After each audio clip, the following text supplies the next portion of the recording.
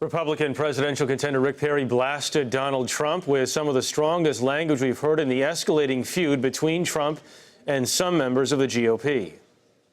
The White House has been occupied by giants, but from time to time it is sought by the small-minded, the divisive figures, propelled by anger, appealing to the worst instincts in the human condition.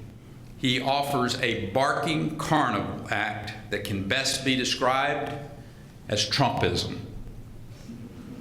A toxic mix of demagoguery and mean-spiritedness and nonsense that will lead the Republican Party to perdition if pursued. Let no one be mistaken.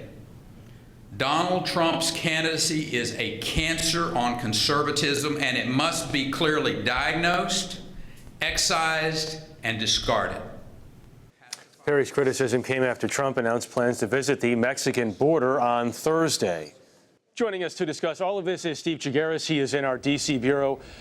Steve, Rick Perry says that Donald Trump is destroying conservatism. Lindsey Graham was destroying cell phones today after what happened with Donald Trump. And Rand Paul is destroying the tax code in a video that came out yesterday. A destructive week, it would seem, so far. What is happening right now in the Republican field? What's happening is that Donald Trump is getting all the attention with the Republican field, and you're seeing these folks really just trying to break through a little bit. There's 16 people running in the Republican Party right now for president, and Donald Trump is the focus of all of that. And so you get the people who are sort of being directly involved with Donald Trump, Perry and Graham, who have both been insulted by Trump and have exchanged insults, and they're out there continuing with that. And Rand Paul, who is somebody whose numbers have softened a little bit in the polls, and he's just trying to get out there and be heard. Steve, Rick Perry calling Donald Trump a cancer on conservatism. Donald Trump has obviously made some personal attacks against Rick Perry as well, and the way he looks. But a lot of this goes back to the immigration comments.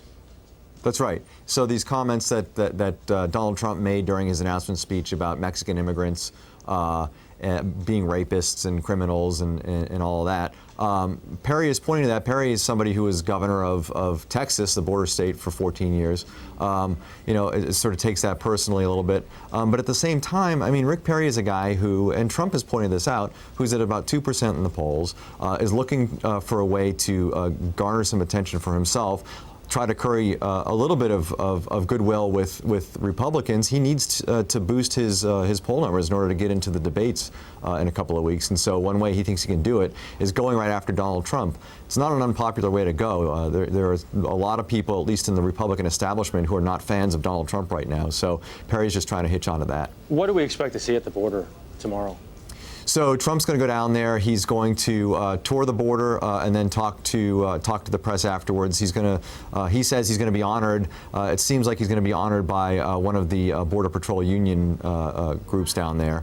And so we'll hear from Trump. It's Donald Trump, so I'm sure it'll be entertaining and very introspective. And then he's going to go and do a town hall meeting type event with law enforcement officials down there. So it's not like it's open to voters or anything. It's open to law enforcement types, and he'll talk about immigration. I'm sure this has really been the issue that's propelled him over the last few weeks, and we'll hear more about it while he's down there. Steve, Donald Trump's campaign is self-financed, so theoretically he could stick around for as long as he wants. But realistically, if he's going to make a decision about trying to stay in the Republican primary versus launching a third-party candidacy, do you have any idea on when that might happen if it did? Well, I would think if you look at past elections, I mean, he probably could get through the Iowa caucuses and New Hampshire primary, and if it's not looking good for him for the nomination, then try to mount a third-party bid. But personally, I think if it gets to that point and he's not doing very well within the Republican primary process, and he's getting shellacked at that point, I don't know what audience there is left for him for a third-party bid. If it's the type of thing where he's doing okay in the Republican primaries but not enough to actually win the nomination, then maybe he could parlay that into a third-party bid. So I think we sort of have to see where this goes for him and where his support is come February or March. Steve Chaggaris joining us from D.C. Steve, thanks very much. Thanks.